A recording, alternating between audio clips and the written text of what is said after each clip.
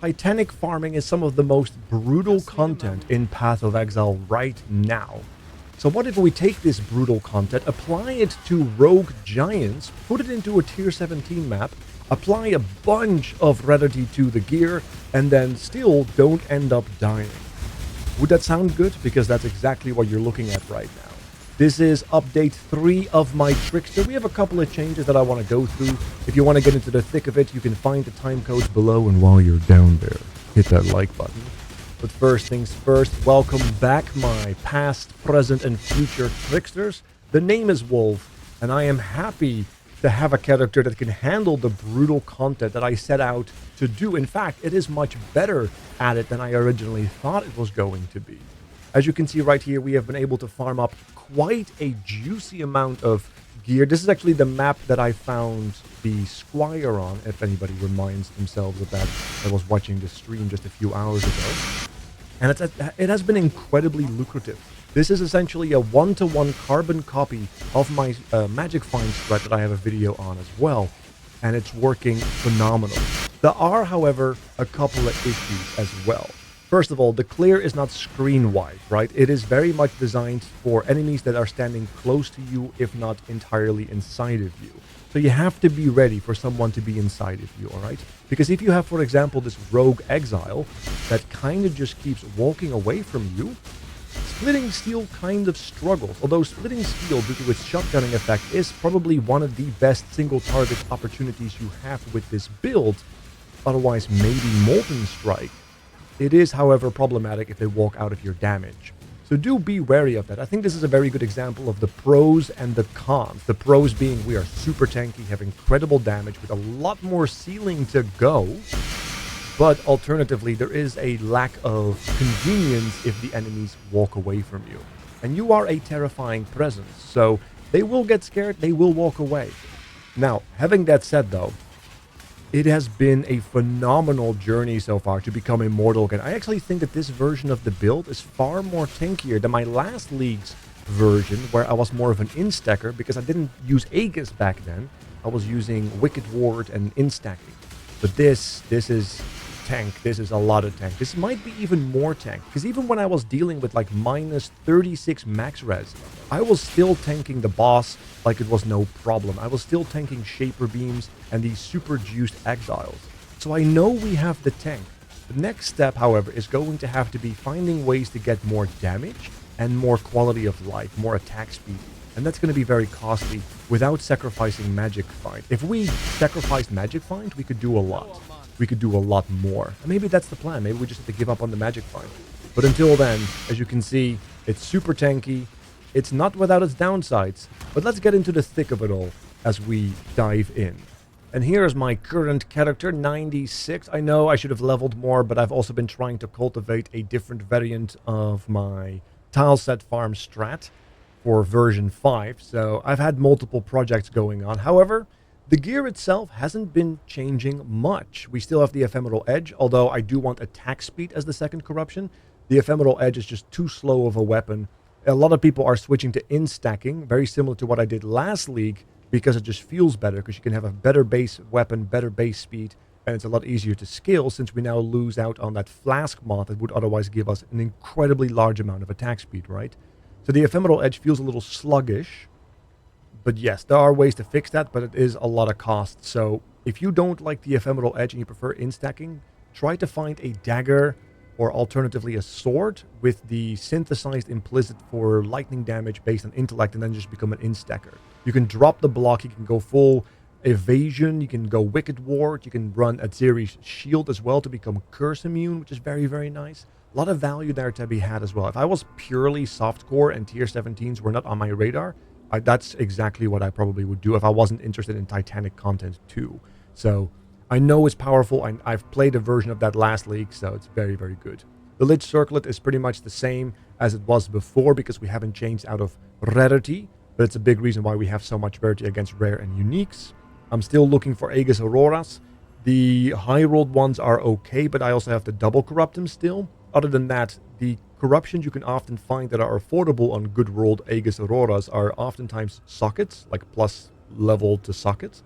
And I'm looking for crit reduction and such. But yeah, It's a work in progress.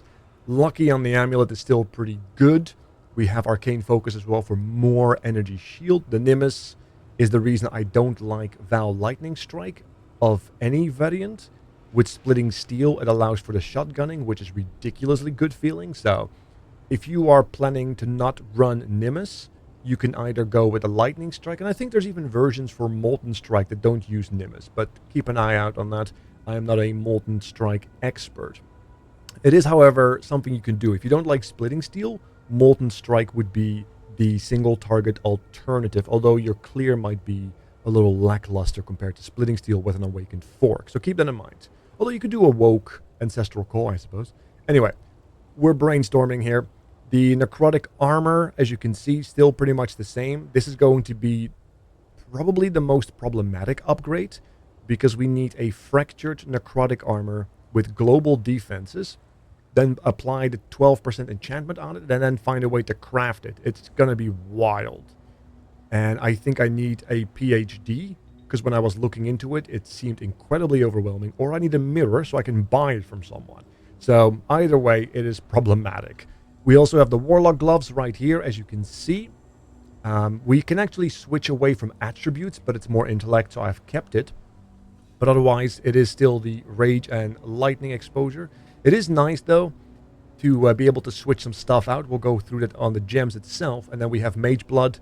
I'm not going to double corrupt Mage Blood ever. The day I will willingly corrupt my own Mage Blood is the day something is terribly wrong. It is a cry for help. Watch out for that. It's like a red flag is for something terrible. The end of the world. And then we have the Warlock Boots right here. I might be contemplating switching that movement speed to action speed if I drop my Flame Flesh Jewels. That way I could maybe run haste with some tech on the tree, and then I can get even more speed and attack speed to offset the slow base of the Ephemeral Edge. It's a work in progress. But yeah, speaking of speed, as you can see, we are walking fairly, well, it's okay speed, right? But if you're wondering how bad Magic Find is for the opportunity cost of buildings or characters and their builds, I mean, look how fast I am. I am zooming. Look how fast. Look how fast. And if you think that's not that fast, contemplate that this is my normal speed. This is my normal speed. And this, this is my second speed. This is without haste as well, which I would be able to tech in because I could actually drop the movement speed suffix, run a shock avoidance, run the storm shroud into my gear, and then drop purity and get a haste aura for more speed. But yeah, it's very brutal. But let's talk a little bit about the gems as well, because we have updated those. Now with the gems, a lot of it was just mostly leveling and flipping. As you can see, we still have the Molten Shell, Sigil of Power, cast when damage taken. We now have a level 4 enhance. We have the 21 mark on hit, 21 sniper's mark, 21 inspiration. We have a 2120 frost blink. The precision 1 is for the Watcher's Eye. We have a level 4 enlightened, determination 21, purity 21, discipline 21. You don't need a Val discipline with this, remember, because we can't recharge. If you, however, don't use the chevrons and instead went with an anathema, a Val discipline could be clutch. It could be quite lovely if you don't run Wicked Ward. But if you do, again, 21 discipline is probably better. We have the quality on purity of elements as well, in case you were wondering. We also have the more duration 21. Smite 2120 is still on the horizon because a 21 smite is a slightly better aura, which is technically more damage. We also have a 2120 faster attack and a 2120 shield charge. In terms of the actual 6-link, we have the 2023 item rarity, which is the same as 2120. So buy whichever is cheaper. You're looking for 70% increased rarity. We have energy shield leech 2120. We have the Awakened Fork, which I'm still leveling. We have the Awakened Elemental Attack support that I am too afraid to corrupt. We have Volatility support 2120, and then of course the 2120 Splitting Steel. They may be wondering what we have over here. Now we have a 2020 damage on full life support. So a 2120 would be not 34 but 35. Now this is interesting because we have no crit, right? And we have no shock chance. Why is that important? Because if we go with an Awakened Elemental Focus, you can see that it's at a base level 35. That's and it's like 50C compared to like the multiple divines this thing cost. And since we don't shock, because we don't crit and we have no shock chance, an Awakened Elemental Focus level 1 is cheaper and already stronger, or just as strong as a 21-20 damage on full life support. So if you're looking for a nice 6 length, as opposed to item rarity, you can add that in, and it's a lot of damage. However, if you have found a way to not sacrifice anything and get some shock chance in, because once again, we don't crit, so maybe there's like an implicit that I've missed that gives you some shock chance, then maybe a 21-20 would be arguably better, in case that shock can be made big enough. But other than that, yeah, Awakened Elemental Focus is pretty much where you want to be if you're looking for a nice damage mod. Because Multi-Strike does not apply to Splitting Steel. It's not a melee skill, technically. I know it uses a melee weapon, but technically it's not a melee skill. It does not have any melee tags, as you can see. Or the strike tag, for that matter. Also very important. So just something to consider right there. I am keeping this slot open as well, because I might be finding ways to tech in a haste, if not a Tempest Shield, so I can maybe move some stuff around. But we'll talk about that on the passive tree. Now, the passive tree has moved around just a little bit, but first things first, we haven't touched the Ascendancy just yet. I am thinking about dropping my Flame Flesh Jewels, in which case I will drop one step ahead, spec the, or at least take the implicit for action speed on the boots, as opposed to movement speed, and then I will spec into Spellbreaker manually. That's kind of what the future plan might entail, but we'll see how that turns out. Because as you can see, we're no longer using triple clusters. We're using a 2-cluster setup. One is big. I'm missing a few levels right here because I had to mess around with the tier 17 mods that were healing people, which was a little frustrating, but yes. Let us start at the beginning. We still have some spell suppress action going on. We have the coordination, more spell suppress tattoos to get our cap going. We still have charisma. Of course, Forces of Nature with Elemental Mastery, all within our beloved Light of Meaning jewel, so lots of value there, very good. We also have Multi-Shot. Monsters cannot block your attacks. This is what I was using because the tier 17 mods were ruinous. You can, well, decide to take a different mod right here, maybe attack speed, maybe you want more spell suppress, maybe you want a different mastery altogether, like maybe 10% auras that I actually have to use my next level for before I forget. We also still have the Survivalist with the Evasion Mastery. If you feel comfortable, you could go for a Purity of Elements Watcher's Eye with +1 mass, or at least +1 all res, in which case you could unspec these 3 points and maybe go and spec them elsewhere in where they might be useful. But otherwise, we're still using the same Watcher's Eye. I have been trying to find a nice attack speed one, but it has been unavailable, basically. So I should basically call it my ex. We have the Thrill of Battle. We have the Light of Meaning, of course, we already discussed that. The Reservation Mastery. We still have the Sword Mastery right here for uniques, because we are fighting a lot of uniques, so this is pretty much up all the time. With the Brutal Blade, we need this not only because it's more value for Energy Shield, but also because of the block. We have a little bit of value right here. The next step is going to also be saving up for more tattoos, so that with this wheel we at least hit 50%. This is 16 plus 20 is 36, so I need 14 extra value, which unfortunately ends up meaning 4 tattoos, not 3, because that's 12. 4 tattoos, which is quite pricey, but that would give me an extra projectile, which is nice, but more importantly, more increased projectile damage taken on single targets that are marked. We still have Veteran Defender and Feed the Fury right here with our jewels for maximum cold res, just nice triple mods. I'm still looking for a good quad mod, but you know how these things are, they are quite expensive.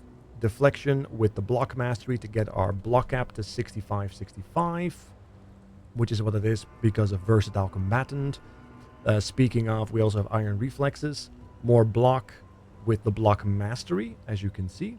If you can find a different way to get block in, if I drop, for example, the Flame Flesh, I could maybe use a replica jewel and then spec into the other ones here for more attack speed and damage, which would be quite good. And then as opposed to getting life on block, we get a little bit of extra defenses from the equipped shield. Maybe that's better. Maybe that's something to look into, because I do have that replica block jewel, so we might have to mess around and find out. We also have the Corrupted Blood jewel here with triple attack speed. Very happy with that. But other than that, The bottom there seems pretty simple. We still have the energy leech. We have the melding of the flesh with some curse reduction. Can you imagine if you had a melding of the flesh with like a corrupted blood immunity? My god, that'd be so good. If it's a good rolled one, that is. We have Soul Thief with the Evasion Mastery because we are stacking Pseudo Intelligence. Speaking of, I have to tattoo this probably to get a bunch of energy shield. Because it's 2% energy shield per 10 intelligence, but if we use a tattoo, I think it is 3 intelligence, or 3% energy shield. So it's slightly more efficient for that. But maybe worth looking into. And we have the Influence still. If I wanted more mana reservation, I could spec into Leader of the Pack, but then it's losing out on area of, or at least effect of Curse Auras. And we have plenty of mana. In fact, we have too much mana, but I have no idea what to really use it right now for, because if I want to use something that I have access to, it immediately becomes too little mana. So it is a bit of a problem. We do have, of course, the Energy Shield Mastery here on Britain Blood 2, Ghost Reaver, the usual suspects. I do have a secret weapon available that I might be trying out. Where is it? Not sure where it is. I had a secret weapon. Okay, my secret weapon is gone. Unfortunate. I no longer have my secret weapon. Okay, I'm going to find out where that is. Thank you all so much for watching. Hopefully you enjoy this tanky playthrough. I'm still kind of developing some other strats for future leaks, because things are going to be a little different going forward into the future with PoE on the horizon. But yes, I kind of have like an entire game plan ready, assuming the meta doesn't change much. So I'm looking forward to the future. And hopefully you do too. Thank you so much for watching. Hit that like button, hit that subscribe, join the Twitch, or check out the Discord, and I will see you guys next time, hopefully. I'm out!